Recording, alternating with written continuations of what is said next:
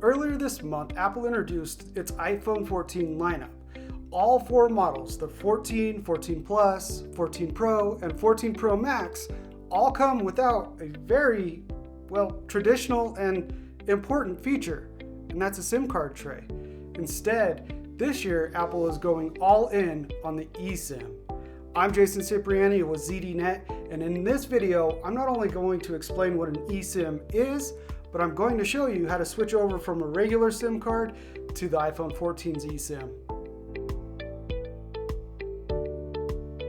All right, so you may have or may not have carried these things around. This one in your phone, and this one maybe in your backpack, your pocket, the SIM tool. Staple of my backpack, at least to get the SIM card out of a phone when I'm switching between devices. With the iPhone 14 lineup, those things are a thing of the past.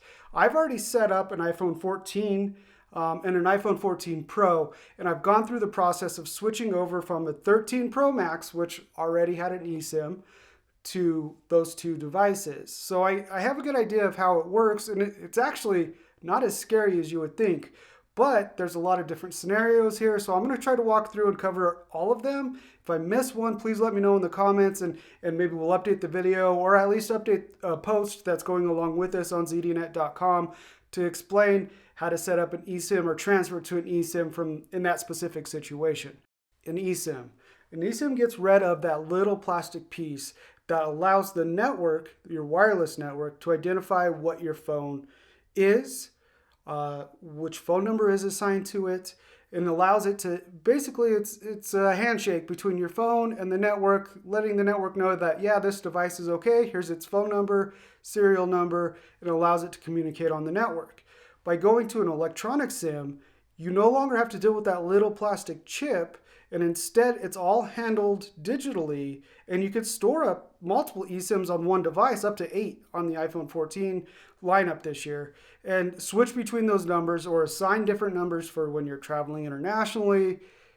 While all of that sounds grand and great, not all carriers support this yet, especially outside of the US, so there's going to be some hiccups.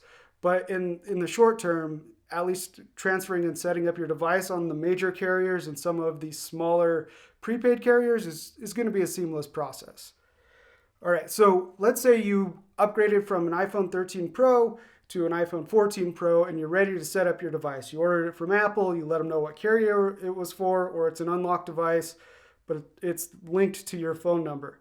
The first time you power on that device, which is what I'm doing now with this iPhone 14 Pro Max, you're going to be walked through the setup process. And this is by far the quickest and easiest way to transfer from a regular SIM card to an eSIM.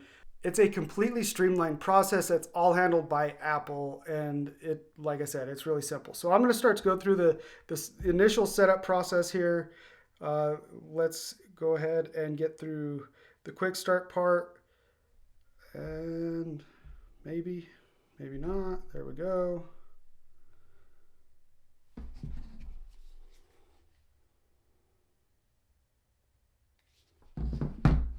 All right, so it's going to ask me a couple of questions. This iPhone is just kind of acting like the pathway to transferring my information over. I'm going to take this off screen real quick. All right, so I have now told this iPhone that it is my Apple ID that is going to be used on this iPhone. That's what everything's going to be based off of. So it's contacting Apple servers, starting to download information. And here in a second, it's going to get to the point where it realizes that it needs my phone number. All right, so a couple of seconds have passed now, and this literally is as easy as it gets. I have two options here. I can transfer my phone number from another iPhone, and then it lists my phone number. Hopefully it's blurred out and you guys don't see it. Or I could pick Setup Later in Settings. If you do transfer from another iPhone, it takes about another 30 seconds for the iPhone to contact Apple's servers, and then I assume your carrier server, make the changes on the back end, and then send that back down to the phone. And the rest of the setup process is just like any other iPhone setup process. It's really easy. So literally, total time elapsed here has probably been 90 seconds, maybe, and my phone number would be transferred to this phone. However, I'm not going to do that because I want to keep it on this device over here and also show you a few other methods that are going to come up as many people set up different devices. All right, so what happens if you have a physical SIM card in your phone and your carrier has not allowed you to, or offered for you to, or prompted for you to transfer that over to an eSIM? So there's a couple different things you can do. So on this iPhone here, I have a random SIM card in it. This is an iPhone 13 Pro Max. Go into the Settings app and then go to Cellular. And there you'll see that you have options. Carrier for this one is Verizon, Wi-Fi calling's off. If your carrier supports converting your physical SIM card to an eSIM directly on the device, there will be an option here for you to do that. If you do not have that option, which is the case here, as well as 2 or 3 other active SIM cards that I have, you will need to contact your carrier or install the mobile application for your carrier and go through the process using the app or customer service, or more than likely, let's be honest, a combination of both. All right, so now let's say that you've already set up your phone and you selected that second option on the new phone, which was add a phone number later.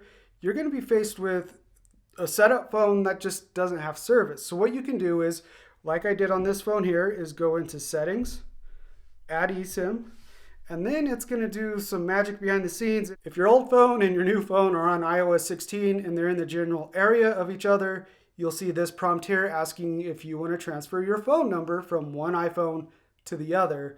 And in this case, it's already prompted me, has the correct phone number here. And you could tap that. A few seconds later, your phone number would be up and running on that specific iPhone. It's really simple. If you run into any issues along the way, let's say you're transferring from an Android device over to an iPhone and you just are having trouble, start by contacting your customer care for your wireless carrier or download the mobile app for your wireless carrier.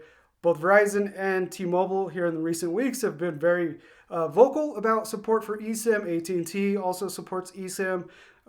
So it's all built into their app. Sometimes you'll scan a QR code. Other times you'll tap a button within the app that'll then launch the proper menu on your iPhone in order to get your eSIM set up and active. Now, if you travel overseas, you're going to have to hope that the carriers you want to roam on over there happen to support eSIM, because there is not a SIM card slot on the new iPhone 14s. It doesn't exist. It's gone.